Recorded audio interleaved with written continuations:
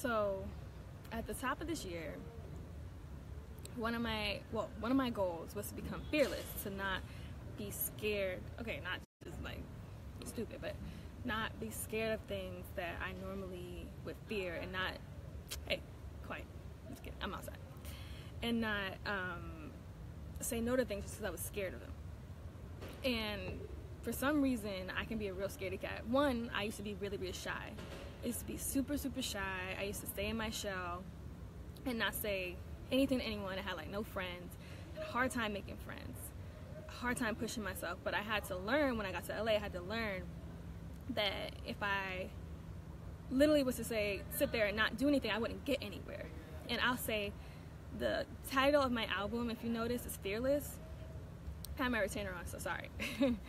But the title of my album is Fearless. So I told myself this year that I was going to be completely fearless and go after things that scare me, essentially, that really, really scare me, that are nerve-wracking. So that's what I did. And one of my biggest fears of all time, as much as I love being in front of camera, acting and everything, as much as I love that, is going live. So I told myself that I was going to go live. And shout out to Rome and Cam for really pushing me to be my authentic self and not being so scared to literally talk to people. Y'all are my friends, I'm assuming, if you're on Facebook. So I shouldn't be scared to be my authentic self.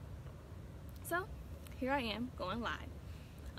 But anyway, back to being fearless, right? I will say the fact that I have been so fearless with going after what I want, not being afraid to get told no, all these things, or even like life events. I have opened so many doors for myself, like so many doors for myself, came from the fact that I just got over being shy, nervous, scared, and just went for it. And I am incredibly, Anyway, I am incredibly proud that I learned that lesson, because going forward, I'm like, I'm gonna get the job I want, I'm gonna get the salary I want, I'm gonna get everything I want out of life just because I'm fearless. Now, am I still Tristina the scaredy cat? Yeah, in a way, yeah, I am. However, I learned what comes out of being fearless, and that's something that I'm never going to change by myself, and take that and moving forward. Now, okay, so one of the things that scared me the most, like I said, was being live. And I feel that's because talking to people like this intimately, well, one, as an entertainer, actress, whatever, you get caught up in this facade, and you get caught up in the fact that you have to portray an image to people for people to like you, to want to hire you. You have to be pretty, you have to be this, you have to be, this guy's listening to my conversation, but it's fine, it's fine. But you have to be someone that sometimes you aren't. Like, I struggle a lot with Instagram. I struggle a lot with Instagram because, honestly, I cannot stand Instagram.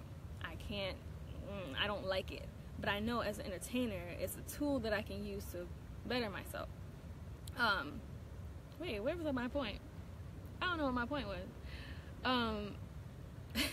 My point is, I don't know what my point was. Anyway, being fearless, right? Going live is something that's so intimate. Okay. Going live is something that's so intimate. Like, I'm just talking to the camera, talking to people, my friends out there, and not hiding behind a personality that I put out for the world. So I think that's something that I had a hard time with, just because in my past life I had a lot of trouble with being my authentic self. A lot of people, when I was younger, would make fun of me or call me names, or I don't know, I didn't look the best, so, you know, I got made fun of because of looks, smarts, all that stuff. So putting myself on a table for people to judge me is something that scares me a lot, believe it or not. But here I am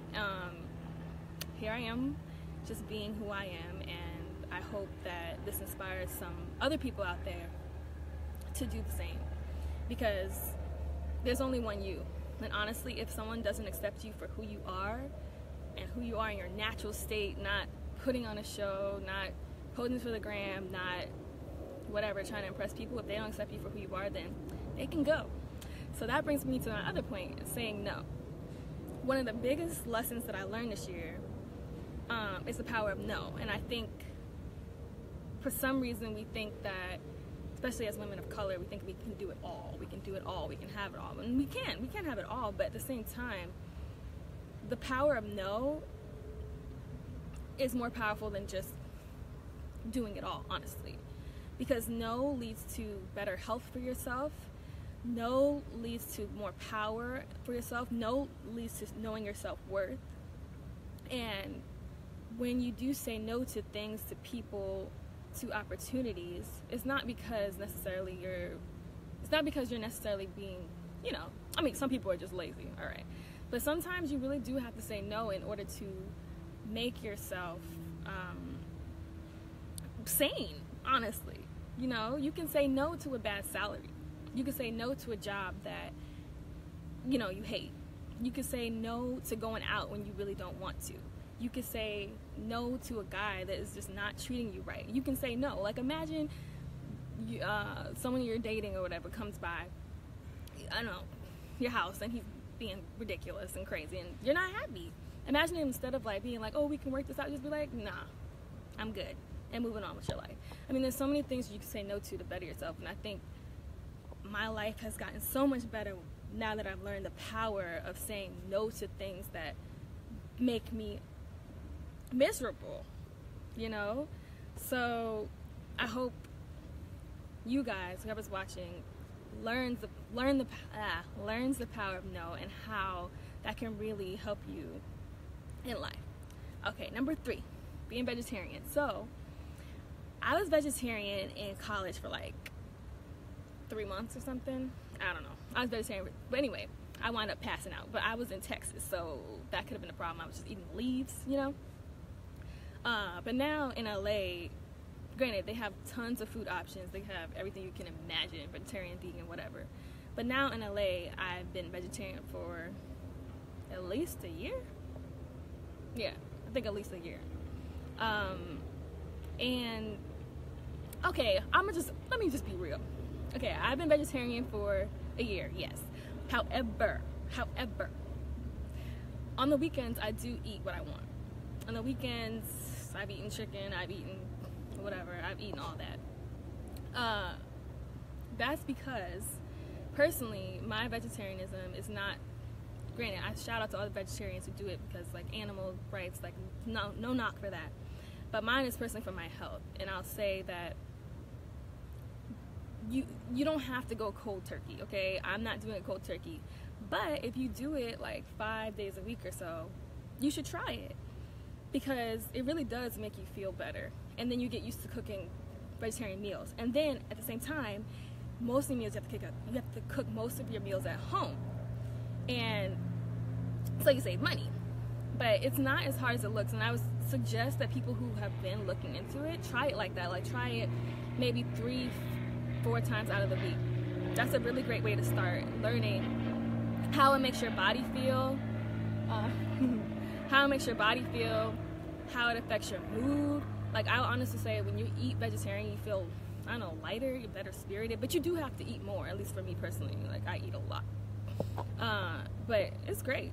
It's great, and I think everyone should try it at least once in their lifetime. But that's all I wanted to say. No one's commenting. But hope you guys are having a beautiful Sunday. Bye.